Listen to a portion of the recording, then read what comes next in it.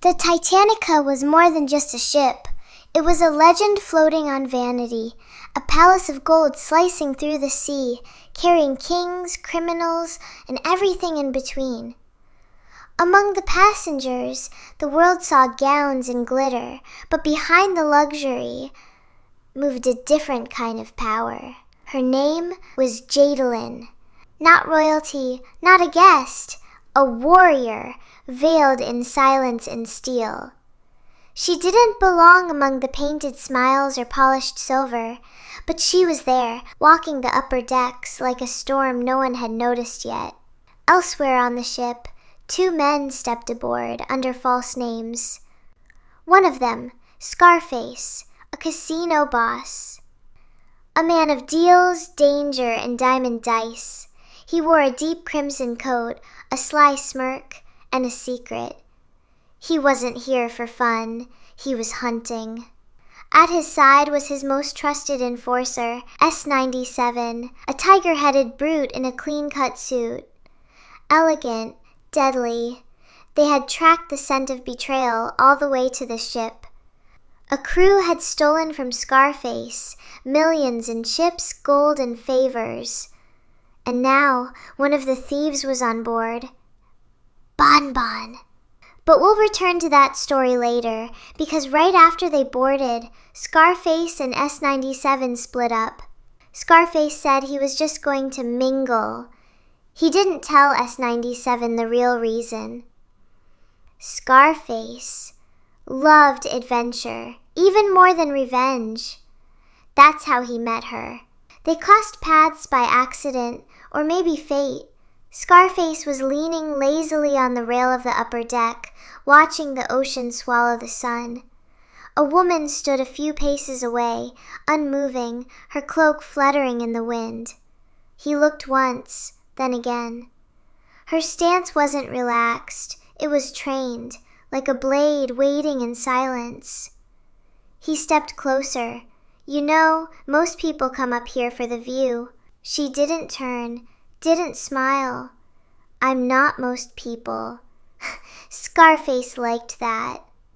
He didn't know her name, didn't know her past, but there was something in the way she stood, the way she kept her hand near her side like she could draw a weapon if needed.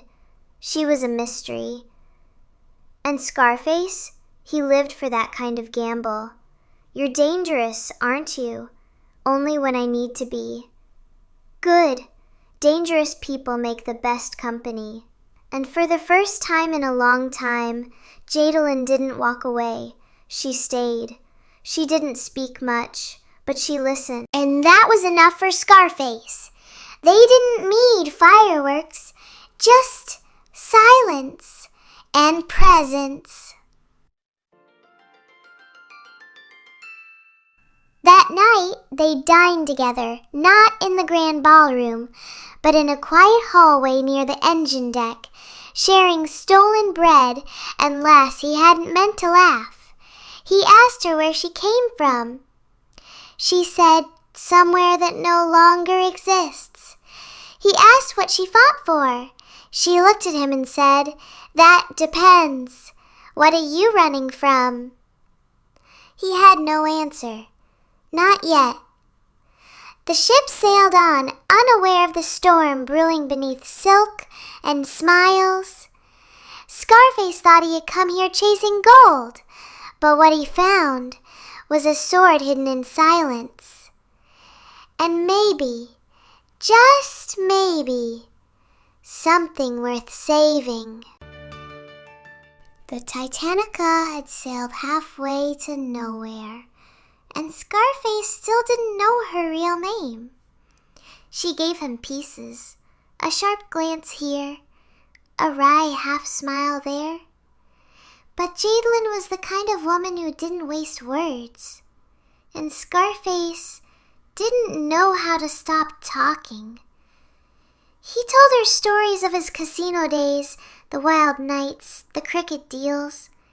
Most people tried to impress him. She didn't even pretend to care, and that made her unforgettable.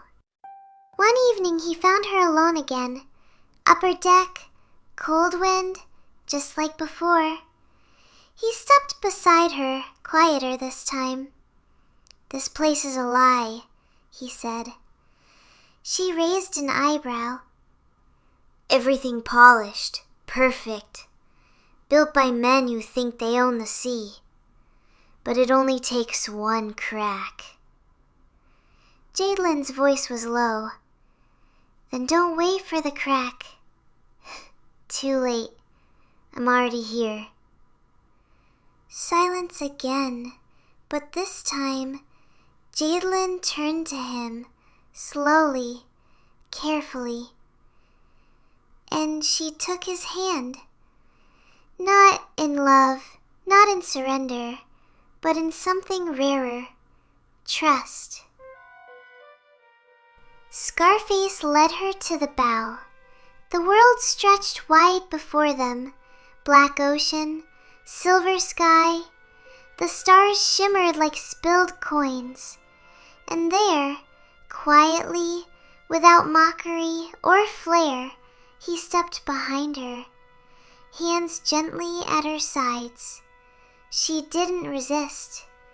They stood in that pose, like a memory out of someone else's life. Two warriors, pretending, just for one moment, that the world wasn't about to break. "Feels like flying," he said. "Feels like falling," she whispered. And then, a sound, a low, deep grind, like the earth itself had screamed. The ship shuddered. At first, no one understood.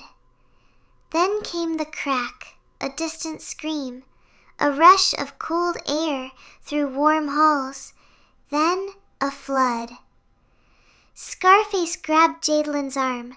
They ran down the staircase, past startled guests fumbling with coats and confusion. The lights flickered. "Get to the lifeboat! Engine deck's flooding!" Jadelyn stopped at a hallway. A family was trapped behind a jammed door. Without thinking, she drew a hidden blade and slammed it between the hinges. One kick, the door snapped open. The family rushed out.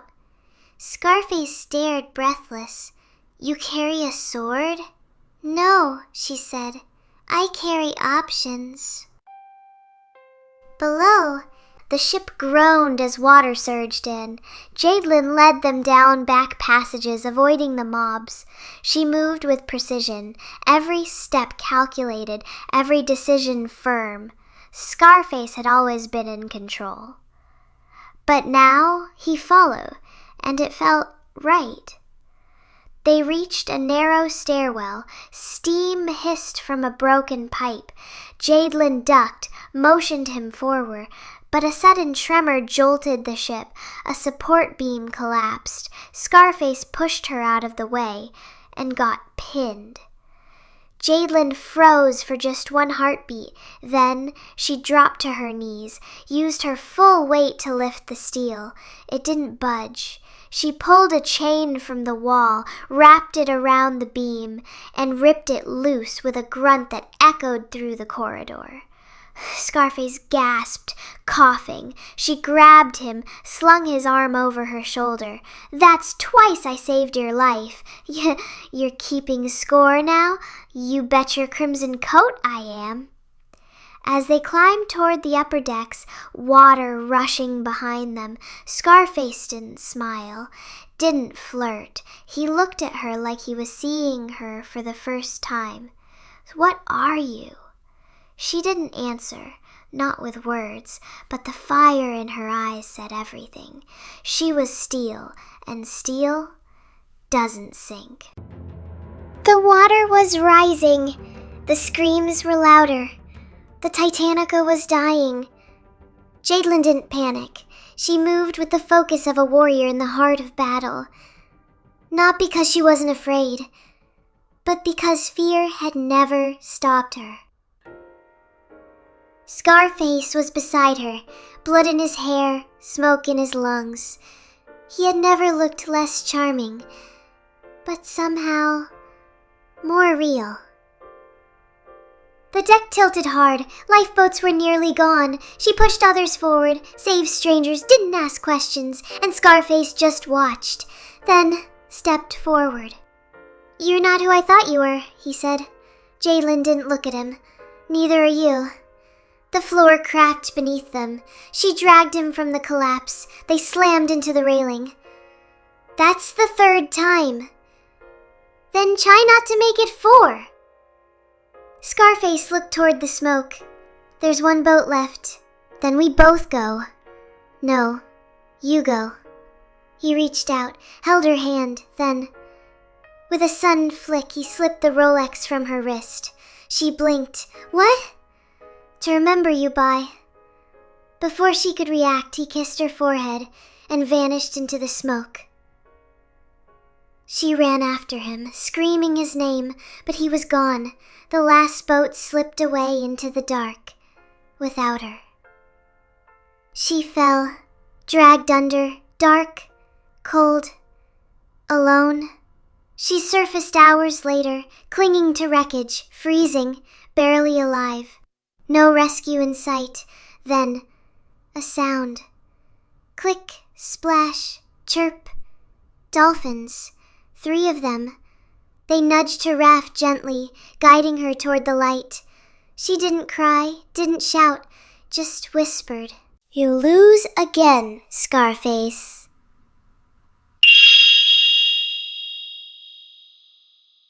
Weeks passed. Rumors spread.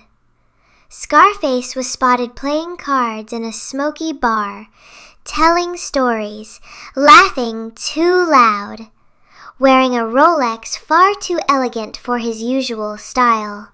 When asked where he got it, he raised his glass, a gift from a goddess, and a warning. Meanwhile, in a quiet coastal village, a woman trained with blades, feeding dolphins. Smiling to herself, she had nothing left except the truth. Some men gamble everything and still lose. But steel floats